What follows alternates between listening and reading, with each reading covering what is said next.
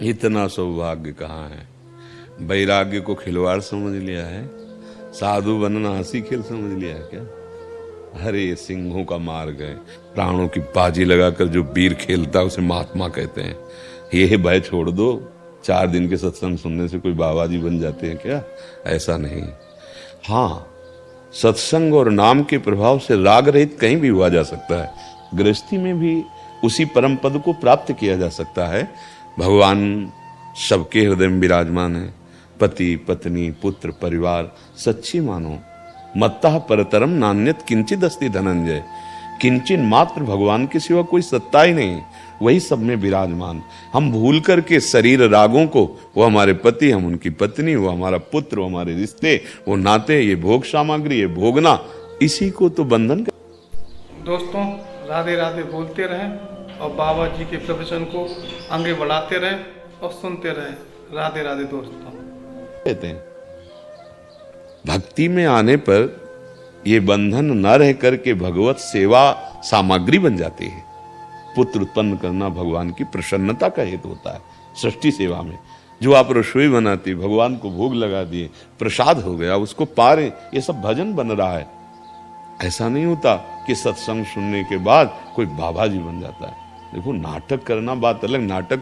नाटक मंच पर भी कोई घंटे 2 घंटे साधु को बहुत अच्छा नाटक नहीं कर लेता पूरा ऐसे। लेकिन काम क्रोध लोभ मोह मद मत्सर, इनसे युद्ध करके भगवत चरणारविंद की तरफ बढ़ना, ये होता है भगवत पार्षद संतों का कार्य। काम क्रोध मद मान न मोहा, लोभ न क्षोभ राग नहीं द्रोहा, जिनके कपट दंभ नहीं माया, जिनके हृदय बसोरग। खिलवाड़ समझती हो काम क्रोध को परास्त कर देना। मन काम का गुलाम है, इंद्री विषयों की गुलाम है, और हम बादशाह होने की बात करें कोई खिलवाड़? ऐसा तो भ्रम ही मत रखो। हाँ, ये जरूर हम प्रार्थना करते हैं कि राग रहित होकर भगवत अनुराग में कहीं से भी चला जा सकता है।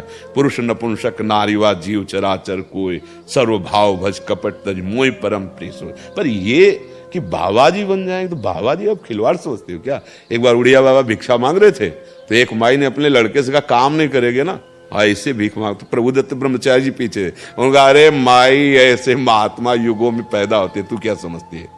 तो बाबा जी का मतलब अपने लोग समझ लेते कामचोर, अपने लोग समझ लेते हैं कि ऐसा नहीं है, ऐसा नहीं है। संत का रहस्य केवल संत ही जान सकते। मात संगत दुर्लभ हो, इसीलिए दुर्गम हो। अगर निर्वाह कर ले गए तो अमोघस्य, निश्चित भगवत साक्षात्कार। तो सत्संग सुन रहे पति तुम्हारे अहोभाग्य है, तुमको डरने की जरूरत नहीं है। ऐसा नहीं होता कि कोई सत्संग सुना और पत्नी पुत्र परिवार छोड़ा भाग पड़ा। ऐसा होते सब बाबा जी बन जाए ना? नहीं, ऐसा नहीं है। हाँ, अंदर से सब में भगवत बुद्धि करके राग न रखते हुए भगवान का नाम जप करे, अतिथियों की सेवा करे, सास ससुर समाज परिवार सबके, इसी से भगवान प्रसन्न हो जाएंगे, भगवत प्राप्ति हो जाएगी। देखो, अगर वेश परिवर्तन है और उद्देश्य परिवर्तन नहीं तो भगवत रसिक जी महाराज सिद्ध महापुरुष है। वेशधारी हरि के उर शालें, साले माने हम कहलाते हैं भगवत पार्षद, और गुलामी विषयों की या विषयी पुरुषों की तो भाई बहुत ही धिक्कार वाला विषय। आजकल आचार्य परंपरा से गुरु अनुगत होकर कोई बिरला ही इस माया पर विजय प्राप्त कर पाते हैं, नहीं तो मनमानी आचरण। अहंकार का मर्दन किए बिना भगवत राज्य में प्रवेश ही नहीं होता। अहंकार सिर्फ एक महापुरुष वर्धन कर सकता है, सदगुरुदेव। दूसरा त्रिभुवन में किसी की सामर्थ्य नहीं। क्योंकि कह दे भगवान, तो भगवान ही तो आए हैं गुरु रूप में। साक्षात परब्रह्म परमात्मा हमारी जैसी बात करने के लिए, हमें शासन में लेने के लिए गुरु रूप में आए। गुरु और ब्रह्म में भेद थोड़ी, गुरु गोविंद में भेद थोड़ी। अगर गुरुदेव की आज्ञा के अनुसार चले तो हम नष्ट होता है, नहीं तो फिर 60 वर्ष के हो गए, परमार्थ का ककारा नहीं आता, परमार्थ की स्थिति ही नहीं है। तरस आता है कि प्यारे ऐसे रण क्षेत्र में उतरे थे कि माया पर विजय प्राप्त करके सुराज्य प्रेम राज्य जहां चाहो वहां प्रवेश पा दे।